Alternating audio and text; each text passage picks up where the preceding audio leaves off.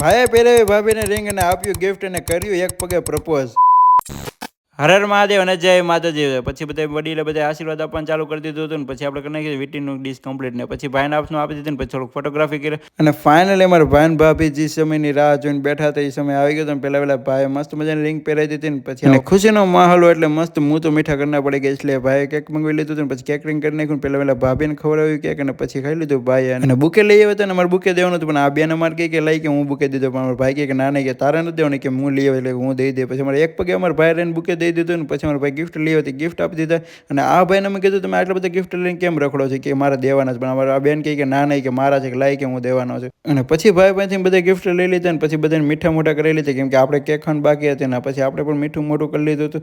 અને પછી ભાભી બધા માટે ગિફ્ટ લઈને આવ્યા હતા ને બધાને ગિફ્ટ આપી દીધું પણ ભાભી આપણે માટે ગિફ્ટ લઈને નહોતા આવ્યા. પછી જમવાનો ટાઈમ થઈ ગયો હતો ને પછી અમે બધા લઈ લીધી ડીશ ને પછી આવી ગયા જમવા માટે પણ અમારા ટોમ એન્ડ જેરી જોડી યાર. અને પછી બેન અને પટેલને બે મસ્તી કરતા હતા ને ગુલાબજાંબુ ખવડાવતા હતા પણ બે એકબીજાને ખવડાવતો જ નતો. મેં તો ખવડાવ વેલો સારું મેં હવે જમવાનું ચાલુ કરવું છે પછી ફાઇનલી ખવડાવી દીધા. અને પછી અમારા આ ભાઈ બાકરી જાય એવું જ બનીને પછી એને ગુલાબજાંબુ ખવડાવ્યું પછી ભાભીને પણ ગુલાબજાંબુ ખવડાવ્યું કેમ કે ભાભીને ગુલાબજાંબુ બહુ ભાવતા હતા. અને તમને આ વિડીયો સારો લાગ્યો હોય તો લાઈક કરી દેજો અને મોર વિની લોક જોવા માટે કરી દેજો. અમારી ચેનલને સબસ્ક્રાઈબ